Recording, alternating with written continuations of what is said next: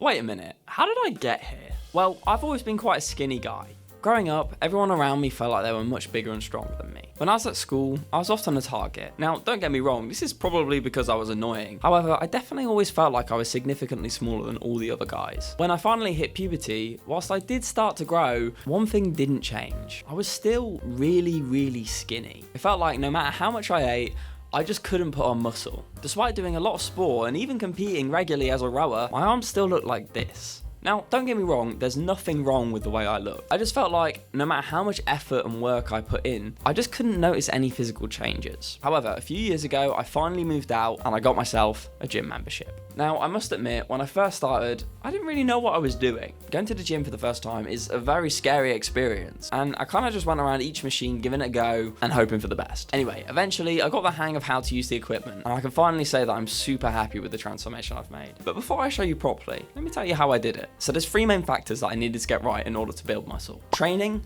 diet, and recovery. A lot of people assume that if you just train hard, eventually you'll see results. However, if you're not eating right or getting enough sleep, you're going to make matters significantly harder for yourself. A good analogy I once heard was that gaining muscle is like a plant. Yes, you need the seed for the plant to grow, but without the right amount of sunlight or water, you're going to look more like a twig. So these 3 things are super important to gain muscle efficiently. But let's start off with training. Firstly, you need to be implementing progressive overload. This means gradually increasing the work that your muscle lifts over time. Now, that doesn't always just mean add more weight. Progressive overload can involve doing more reps, and even just slowing down your reps over time is still a form of overloading. It's a lot more than just going to failure each time. However you do it, focus on doing it gradually and perfecting your form. Ego lifting is just going to get you an injury and set you back even further. It's not cool, and if anyone in the gym ever judges you for lifting lower weights, then they're not bad. Now, it takes a while to understand the best way of training. There's so much information out there these days, it's very difficult to know what is good advice. I spent over a year changing up my workout as I kept conflicting what I should be doing based on different YouTubers telling me different things. The fitness industry these days, sadly, is filled with so much toxicity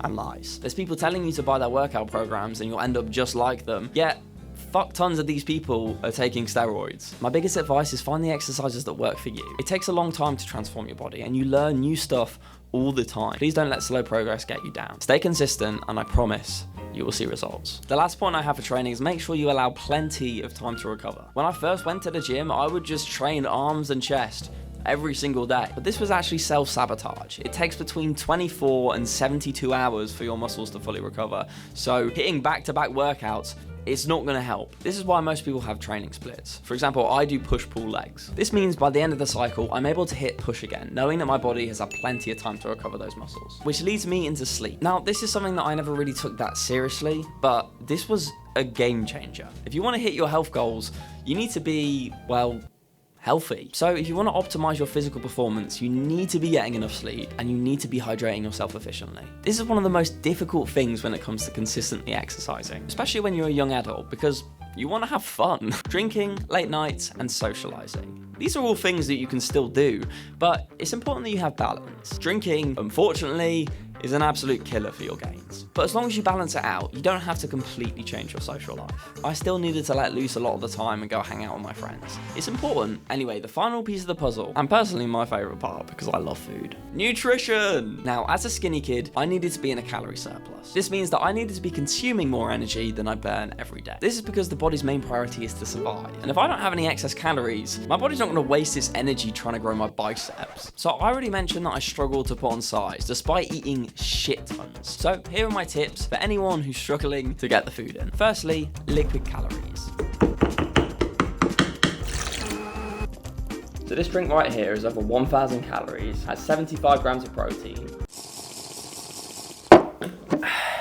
And that took about 10 seconds to drink. See, it's a lot easier to drink 1,000 calories than it is to eat 1,000 calories. Also, this tastes really fucking good. So if you're struggling to get them in, make one of these. Secondly, junk food. You heard me right, I said eat junk food. Obviously, it's better to be getting your food from highly nutritious foods, but I know what it's like being a skinny guy. And sometimes, if you gotta eat a pizza and ice cream to hit the calorie goal, then eat a pizza and an ice cream. If you don't want to eat junk food, there are plenty of other healthy, calorie-dense foods. I'm just saying, you know, I did a dirty bulk and it did work. The only other thing that you need to prioritize with your diet is getting enough protein in. Now, I will say, as a vegetarian, this was incredibly difficult. 100 grams of chicken breast, for example, has That's about 2 to 3 times the amount of protein as some tofu. And chicken breast tastes so much better than tofu, but that's my problem, not yours. You need around 0.7 grams of protein per pound of body weight if you want to maximize muscle growth, which meant for me, I needed to be getting at least 100 grams of protein every single day. So how did I do this? Supplements were the biggest help.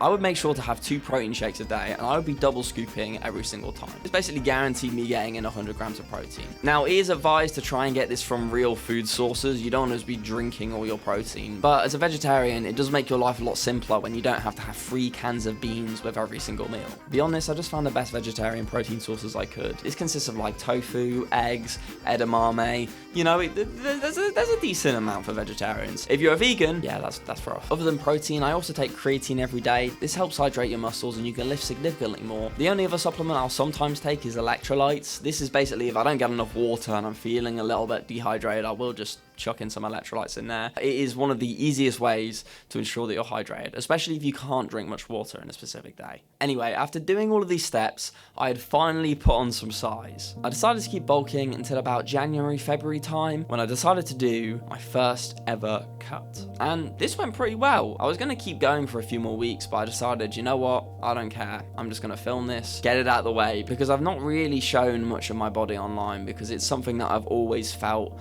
a little bit insecure about. Before I showed the transformation, I just want to say, please don't be comparing yourself to other people. It's so important, especially along your fitness journey. Everybody is different. Everyone has different metabolisms and bodies, and you are beautiful the way you look, I promise. If you want to change your physique, don't do it for anyone else but yourself, and focus on being healthy beyond anything else. I wanted to make this video to inspire people and show that consistency really does pay off. But it's important for me to note, before I show you my body, I have set this up in good lighting straight after a workout, so this is not what I look like most of the time. Most of what you see online is a false reality. Now, without a pump and good lighting, I still like the way I look, but I can't deny I want to look really cool, so I hope you enjoy.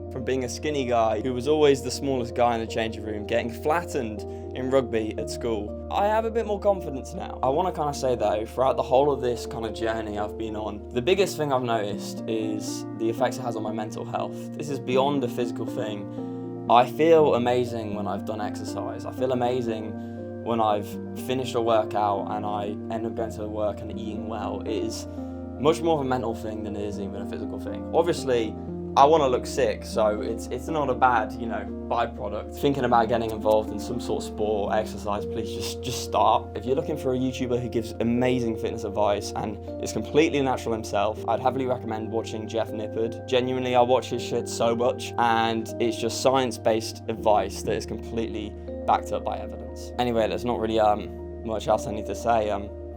Please subscribe.